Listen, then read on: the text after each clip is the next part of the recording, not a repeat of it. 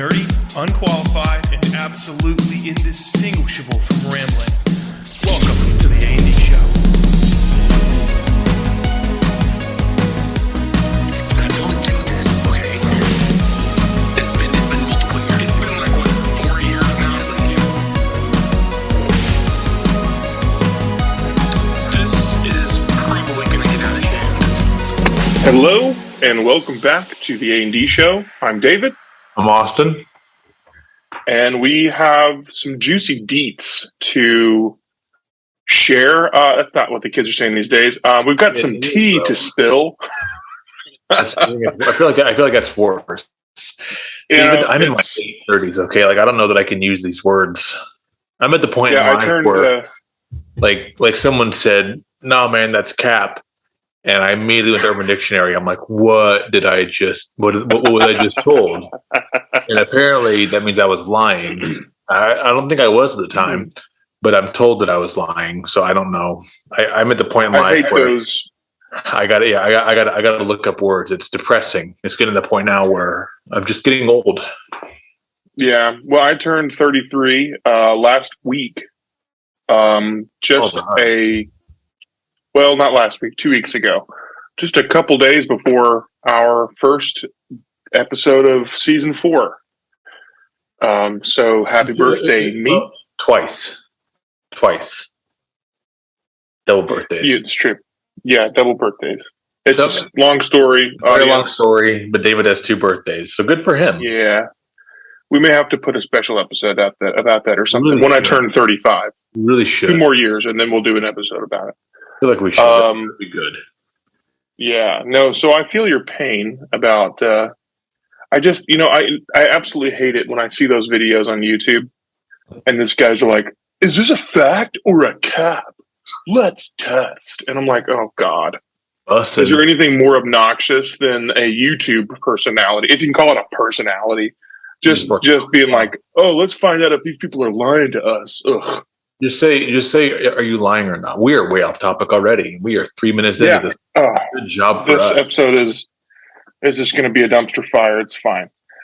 Before we get started, I do want to let our viewing audience and listening audience know, if you haven't heard, we have added a new way for you to connect with us and join in the discussion. We want to hear this season, Austin, you'll agree, that we are kind of turning over a new leaf, if you will. We're not so much just interested in what we have to say about these topics. We want to hear from you.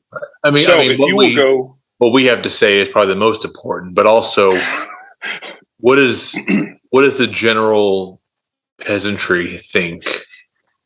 The general peasantry, that's you listeners. No, so if you will go to our YouTube channel, comment a link or comment on the bottom of the video, down underneath the video. We'd love to hear from you there. But the best way that we are working on this is with our brand new, what we call the A&D Show pod blog. And it is available on our website. Currently, we're having some technical issues, so our domain name hasn't been linked yet.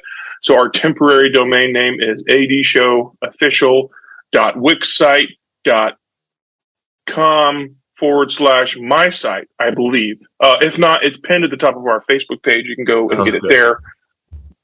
But come through there, read our post-episode blog post where we kind of give a little bit of a summation of what we talked about and some further thoughts, and then comment. Right. Put some feedback in there. My brother, he is our first commenter on the podcast and on the YouTube channel. And it was in, did you just call him Peter? Yep. That's not his name, but it's fine. It's close. We can call him Peter. That's okay. Close enough. He probably would appreciate the anonymity, even though when you go to our website, you can see his actual name. So Peter, my brother Peter, the Peter, if you will, commented, and he had some great insight. Well, he just commiserated with our opinions about the MCU. He's like, yeah, it's pretty much hot garbage. He told me he's like, I feel like I'm a little bit more maybe optimistic about the future of the MCU than you guys are, but I definitely agree that what they're putting out currently is terrible. It was terrible. Yeah, not great. Which really, we're not here to talk about the MCU tonight, though. It's a good segue into the real hot topic of the evening, the DC. Yes. Which is extended universe.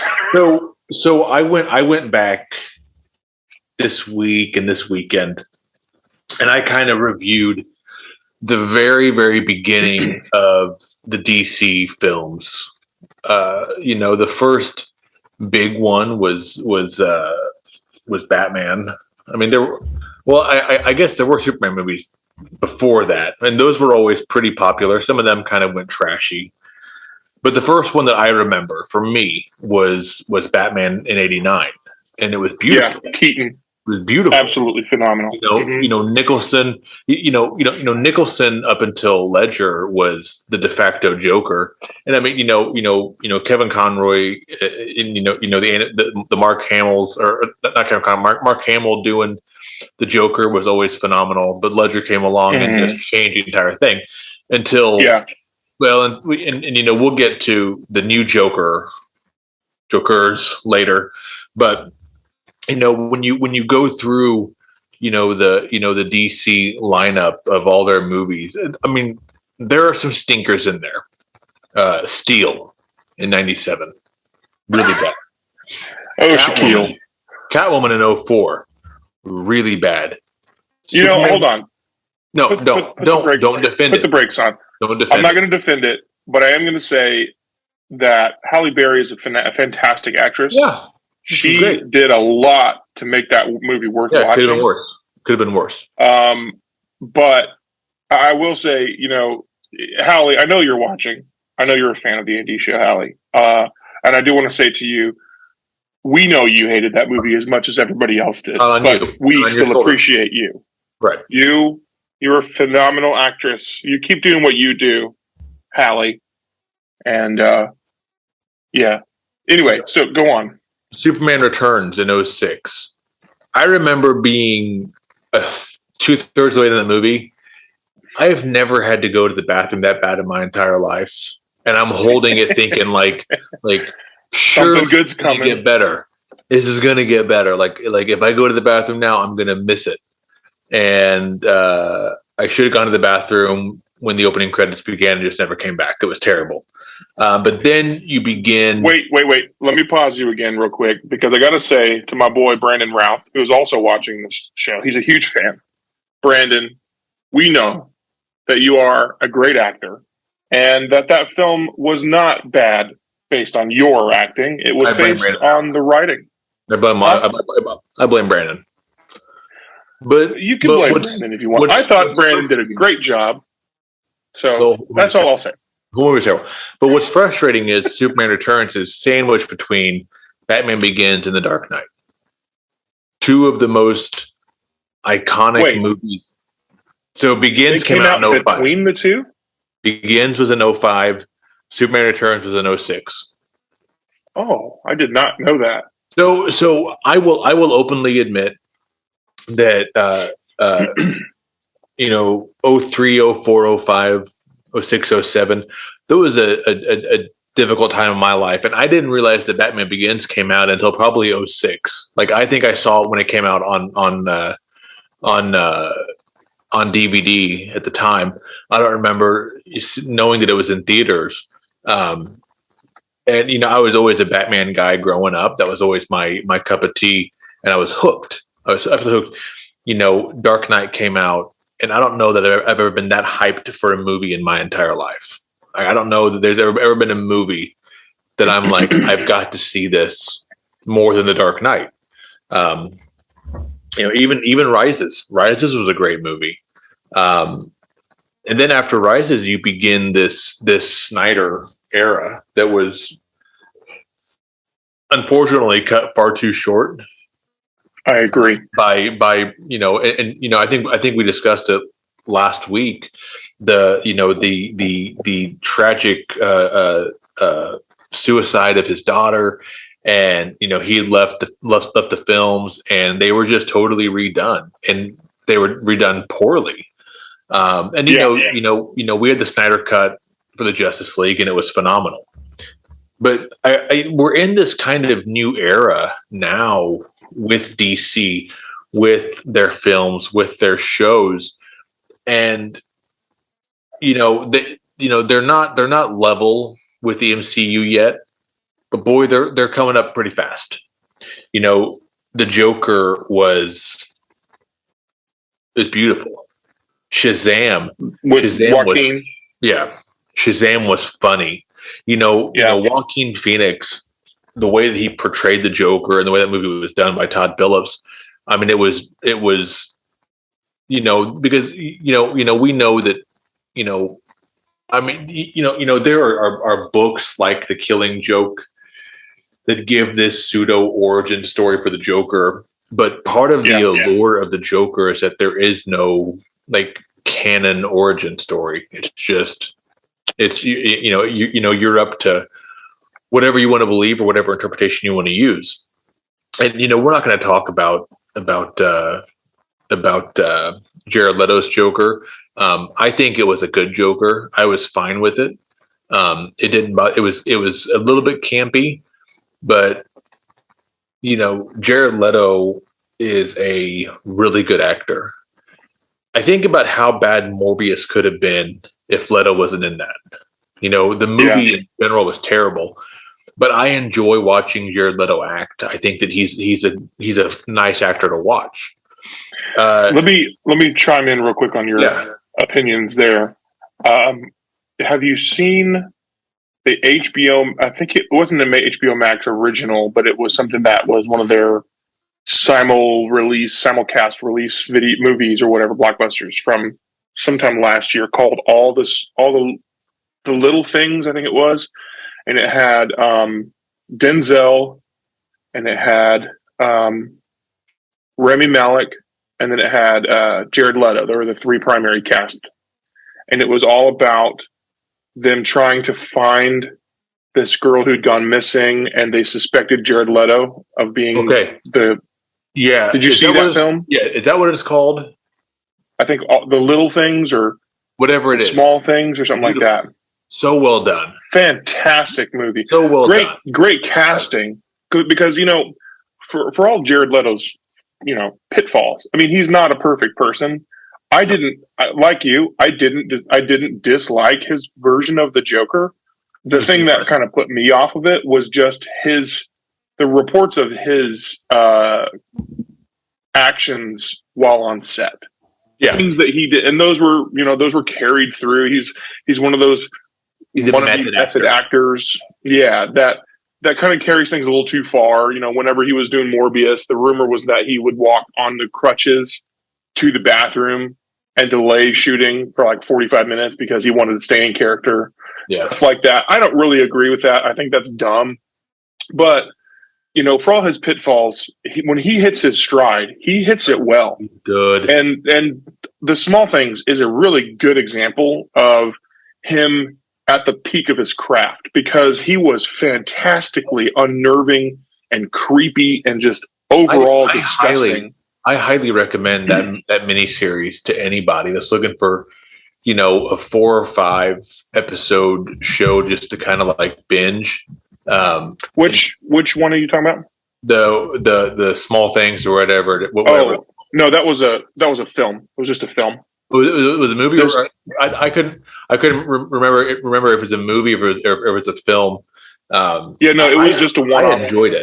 I enjoyed it. It was really good. Oh, you're right. Really good. That's right, because it came out during COVID. You're right. Yeah, and it was long. I mean, it could have been if they'd broken it out into half-hour episodes, it could easily have been a series, because it was like 2 hours and 45 minutes long. It was long. But Leto was really good. And then Todd Phillips comes in and he changes kind of everything, and takes this movie out of the DCEU and puts it in its own universe. And then we get the Batman.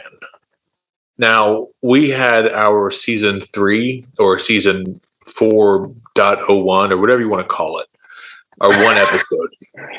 Yeah. And we had talked extensively on the Batman. I don't want to belabor the point here, but I want to make a few notes of what we had said back then. I had specifically lamented on Pattinson being Batman, and I had talked about, listen, take Twilight out of it. If you look at any movie that Pattinson's been in, he is a phenomenal, fantastic actor, and he will absolutely crush it in this role. And I said that repeatedly to anyone that would listen, how good he was going to be in this movie. And he killed it. Man, he killed it. I still can't believe Colin Farrell was Penguin. Like it doesn't look like him. And he just threw himself into that role too. He just absorbed. He was completely. Colin Farrell was gone, and it was just the Penguin. Every casting in that movie, from Zoe Kravitz to Pattinson to the entire cast, every single person is perfectly picked for this movie. It's so well done. I will say I was a little bit nervous about Paul Dano as the Riddler. I remember him in his role from Looper with Bruce Willis. And I liked, I really enjoyed that film. And I thought the character arc, if you haven't seen that film, pause this episode and go watch it first, because I'm about to drop a major spoiler, but and then come back. Okay, you're back now. All right, good. We'll go on. 40 years. Okay, sorry. Spoiler alerts don't count. It came out in 2010. Right. His character arc, Paul Dano's character arc, where he loops back, fails to kill himself in the loop, and then they take his younger self into some sort of like cryptic dark chamber and start cutting him to pieces while his older self tries to come back, and the limbs are like disappearing and stuff. That was extremely dark and very disturbing to watch. And of course, it wasn't graphic. It wasn't real like bloody or gory, but just knowing that this person is still alive and having limbs removed, it was just, it was rough. But that kind of Paul Dano's portrayal of somebody who is so petrified and scared for their life and just kind of off the rails, just unhinged. Right. I noticed watching him, particularly in the closing scenes of the Batman, watching him channel that into this character was fantastic. And just to see the way that he was able to kind of bring that unhinged, just kind of darkness to the character in a similar way to Heath Ledger was really, really cool. I was never more happy to be proven wrong. Yeah. And in the live action universe, the only Joker we've had, the only Riddler we've had was Jim Carrey. Yeah, and it was a wild departure from that version. And I had said that I had expectations for a few different villains on the show. I talked about Calendar Man. I talked about was it Hush? I was talking about being on there, and they weren't. But there's a lot of room for growth for the future. For the past 10 years, minus a couple decent movies here or there, the primary breadwinner for fans of DC movies were the animated films. Almost every animated film that came out has been an absolute banger. I mean, they've all been great. You've had stuff like Dark Knight Returns Part 1 and 2. You've had Batman, a Batman Year One. You've had Superman Doomsday, Justice League Doom, Batman's Under the Red Hood, Batman Gotham Knight. I mean, just so many. And honestly, if you're a fan, even the old ones, Mask of the Phantasm, the Batman Beyond, Return of the Joker, phenomenal. They're all great. Probably my favorite one, the animated wise that they did was was Batman Hush, and the Killing Joke. The Killing Joke was probably one of, if not the darkest, Batman kind of like mini series comic line that was done. I enjoyed it, and then Death in the Family, which if you've not read Death in the Family, that was where Joker kills Robin. And but the animated movies were so well done. And that was where, if you were a real fan of DC, that's where you got your kicks from, was the animated movies, because they were great. I mean, the voice always on par. It was great. But now you see this kind of shifting tide for DC with what's kind of coming on board. Black Adam looks, dare I say, exciting-ish. The Flash may be dead because they can't find Ezra Miller because he's on the run from the law for grooming, but that's besides the point. I've got some input on that here later, but there's a lot of situations that we're looking at now with these movies that, is DC kind of turning the corner and getting to where they need to be to. Now, I will openly say I have not seen Aquaman. The first one, I know the second one's coming out. It was great. It was really good. That's what I've heard. That's what I've heard. And I think Jason Momoa is a great Aquaman.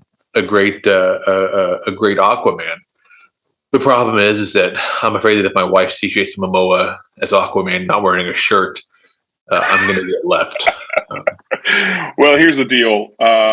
Your wife, if your wife is up on pop cultural type situations of any kind, she probably won't be all that interested in that movie because Amber Heard's in it. Now, I will say, that despite the cultural dislike, the kind of worldwide shame that she's gone through with how she's treated Johnny Depp and that whole snafu, she didn't do a bad job in that film. Right. I much preferred, she wasn't great in the Justice League movie. I much preferred the version of her character that Snyder did with the Snyder's Justice League. But her in that standalone Aquaman film, the film was beautiful. It was in the same vein of animation and bright, colorful vibrancy as what you saw with Pacific Rim. Clips that I've seen are beautiful, beautiful visually. Yeah. And it was just a great story too. And it had a lot of promise. And I think there was one film that they cut before they really pushed through with it. They were going to make a film called The Trench that was going to lean into some of the kind of scarier elements that they showed in the Aquaman standalone film. And I wish that they would have done that, but I think they pulled that one pretty quickly. But because at the time, they were still trying to kind of push themselves away from the dark side of DC. But the problem with that is that their IP, it's almost exclusively dark and gritty. And you can't really...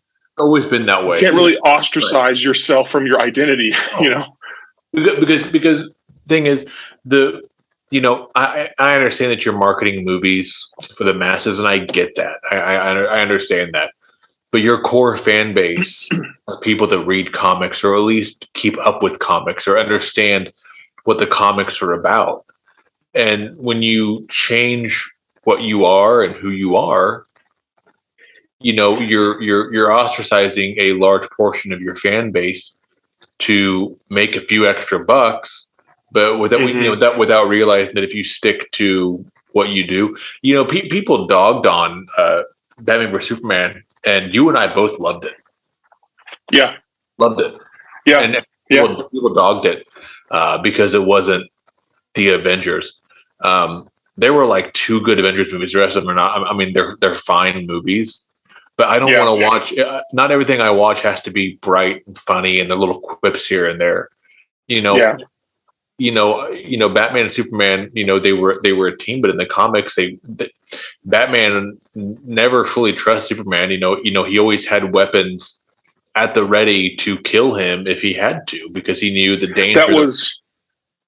That was a major plot point in pretty much every Justice League storyline was that there was always this undercurrent of distrust from Batman to all the other supes. And the reason was because they were enhanced. And if any one of them ever stepped across that line from hero to villain, that he would have some way of saving the world from the hero. And he had this whole library of ways to take down any one of them. And that was a huge plot point. And they had vaguely hinted on that in BVS when he was building the team. And, because, he was studying them and, he had files and all them, but it was just kind of glossed over. It wasn't, it was, and so, they make him out to be best buddies and whatever. And, they worked together, but there was always, like you said, there was always a level of distrust between Bruce Wayne and Clark Kent. And it was primarily from Bruce Wayne to Clark Kent.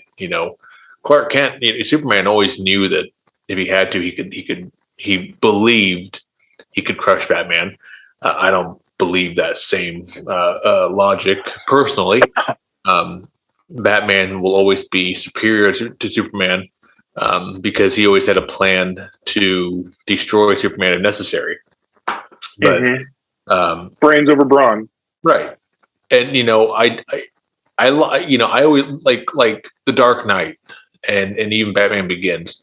It changed the entire superhero landscape. It showed that you could do it gritty and dark and broody, and it was so well done. And part of it's Christopher Nolan. Christopher Nolan will go down as one of the best directors of all time, and it won't be close. I agree. He will be one. He will be on the Mount Rushmore film directors. The trailer for Oppenheimer, which is like a minute long, it looks incredible, and you barely see anything. But knowing the subject matter, knowing that no one's attached to direct it, is going to be an amazing movie. Even movies that he's done that confused the entirety of its audience, like Tenet. Tenet was a phenomenal film. I watched it four times. And finally I'm Googling, what does this movie mean? What happened in this movie? And I'm reading through it because I couldn't comprehend it. But every time I watched it, I would glean a little more, and I would enjoy other pieces of it more and more and more. And it was I mean, his movies you can watch over and over. I can still watch The Dark Knight, and I can still watch Begins, and I can still watch Rises today after watching them 45 to 50 times easily, and still love every second of it. Now, I want to say something. I want to jump in here quickly because we're talking about Warner Brothers. We're talking about DC and the future and the present of it. And we're seeing what I think could be the turning of the tides in favor of DC over Marvel. Not that they're direct competitors, but they are competing for the market. And I think that people, like we talked about in our previous episode, and I won't rehash it, but I think people are getting tired of what Marvel's putting out. And I'm thinking that Marvel is starting to lose a grip on their audience. And I it's unfortunate because I've liked what they've done so far. Right. Up until Spider-Man No Way Home, I should say. But I think that DC is kind of they're backpedaling a little bit on some of their creative decisions. And whenever you look at everything that they came out with few exceptions, they had the James Gunn Suicide Squad movie, which was great. But when you look at what they've done previous to the Batman, they've really kind of trended more toward brighter, happier, funnier, goofier. Yeah, and Wonder Woman 84 was terrible. It was terrible. Yeah. I tried so hard. I couldn't do it. Yeah. It was embarrassing for the character because she's such a bad, awesome character. But anyway, and then you see them come out with the Batman. And since the Batman, they had a really fantastic return to form when they hit the Batman. And I feel like they really kind of hit their stride with that film. And if they can learn what the response of the audience is, and like we talked about in the last episode, this change of leadership and then starting to cut ties with certain things, projects that are going to be an embarrassment more than a help to them, I think it's going to be a good thing. And I've got a quote from David Zaslav, the new CEO or whatever of WB. I want to read it really quick. He says, I'm just going to read you this article clip that I pulled. It seems like after spending years attempting to fast-track the DCEU to a Marvel level, it has been realized that the only way to make the DCEU into a Marvel-sized success is to do what Kevin Feige started doing in 2008. This is what Zaslav explained. He says, "Our ambition is to bring Warner's back and to produce great, high-quality films. And as we look at the opportunities that we have broadly, DC is one of the top of our list. You look at Batman, Superman, Wonder Woman, Aquaman. These are the brands that are known everywhere in the world. The ability to drive those all over the world with a great story is a big opportunity for us. We have done a reset." And this is in response to his their kind of like chopping block that they put, Batgirl and a few other things onto. We've done a reset. We have restructured the business. We are going to focus. There will be a team with a 10-year plan focusing just on DC. It's very similar to the structure that Alan Horn and Bob Iger put together very effectively with Kevin Feige at Disney. We think that we could build a long-term, much stronger, sustainable growth business out of DC. As a part of that, we're going to focus on quality. We're not going to release any film before it's ready. We're not going to release a film to make a quarter. We're not going to release a film until the focus is going to be how do we make each of these films in general as good as possible.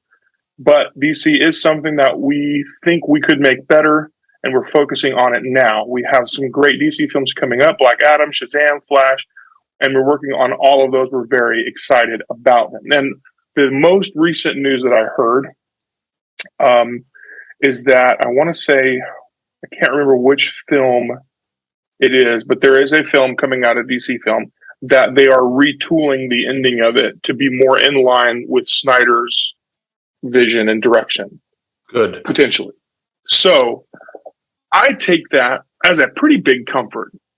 You know me, audience, you may not know me, but here's some insight into me. I'm a huge DC fan. Batman, Superman, The Flash, like those have been my characters from my childhood. I remember the first toy I ever lost that it just broke my heart. And it was a little tiny Superman about this long. And he was like stuck to the side of a coffee mug and you could pop him off and play with him.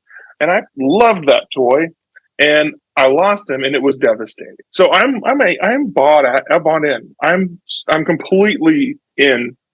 And so I look at this kind of feedback, and we're running out of time, so I won't say too much more, but I look at this kind of feedback and this kind of public statement from Zaslav, the new director of WB.